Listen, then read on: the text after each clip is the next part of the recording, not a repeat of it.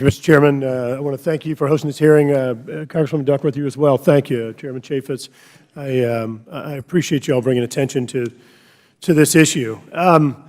Look, y'all are aware of the statistics. Last time I talked to FEMA, this flood event has received one half of the national media attention that the South Carolina floods received. And while it's never a good idea, I think, to compare disasters because there's such personal tragedy in them, it is amazing that there has been such a lack of urgency and knowledge and understanding of what's happened. This is a 1,000-year flood event, a 1,000-year flood event. This is something, and I'm going to rip a line from Mayor Shelton. This event could happen in any city. And I understand that folks say, you know what, it's not in my state, I don't care. It's not affecting my constituents. It does. Because what happens here, the precedent, allowing lackadaisical attitudes, allowing lack of priority, has a profound effect on what happens to our constituents. But when you have a disaster, whether it's an earthquake, an avalanche, a volcano, a flood, a hurricane, no matter what it is, a terrorist attack, it's going to have a profound effect, because if you let things slide, if you let folks take a lackadaisical approach here, it's going to be the same thing in your state. You know, I've tried to communicate with other members of Congress and compare this disaster. Chairman Chaffetz just talked about the fact that it was 31 inches of rain and comparing it to other places. The national American rainfall, the average rainfall for this country, is less than that, and we got it in 36 hours. Put that in perspective, 7 trillion gallons of water, 7 trillion. The reality is this: the Stafford Act is entirely insufficient to respond to this disaster. It is entirely insufficient. You can play tens of thousands of times over where people in South Louisiana are upside down in their mortgage, their jobs are underwater, literally. Their cars have flooded out, they've lost their clothes, they have nothing. And we have got to increase the urgency of the response here. You know, this has been an amazing community watching what's happened in South Louisiana. Everybody at home talks about the Cajun Navy. We didn't sit around and wait for people to come rescue us. We got together and rescued our own people. We did it. People trashing their boats, putting their lives on the line and their safety at risk to go rescue one another.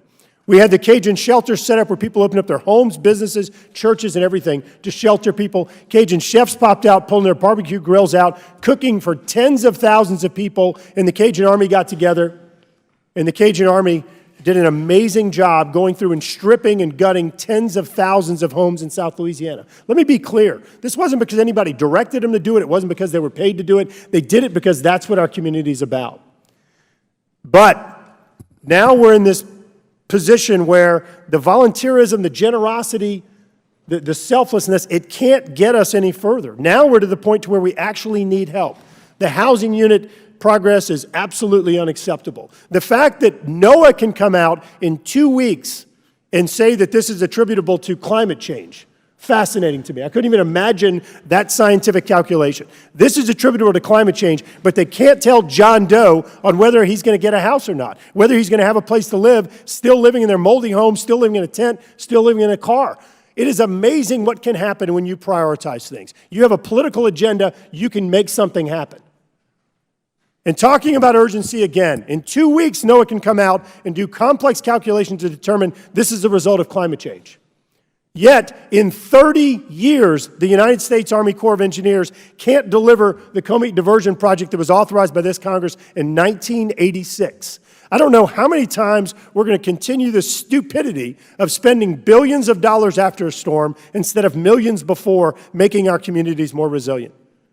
It is absolutely absurd, and this has a profound impact on the individual lives of many, many folks in South Louisiana. The parish that two of these mayors here represent, Livingston Parish, initial estimates are that 86% of the homes and 91% of the businesses were flooded.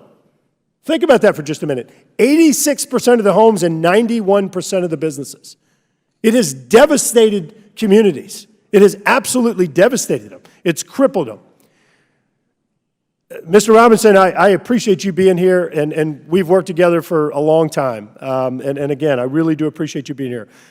This is projected to be the 4th most costly flood event in United States history. I'm really scratching my head as to why Mr. Fugate is not here today. I don't understand that. I don't understand why he is not here. This is a huge event. Stafford Act, as I said before, we're blowing the sideboards off of Stafford Act. The White House needs to send an emergency supplemental request, including the unmet needs package of CDBG and other things to help address this, to help us recover. We need to have a more robust flood protection projects funded like COMET, AMET, parish flood control projects and others to help lower the base flood elevation in this region. These things need to happen and need to happen right now.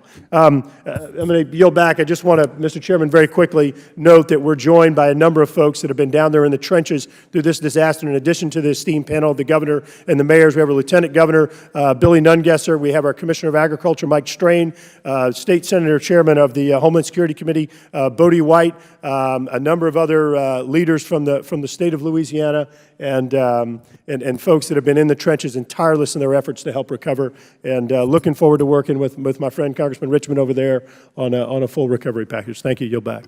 Thank you.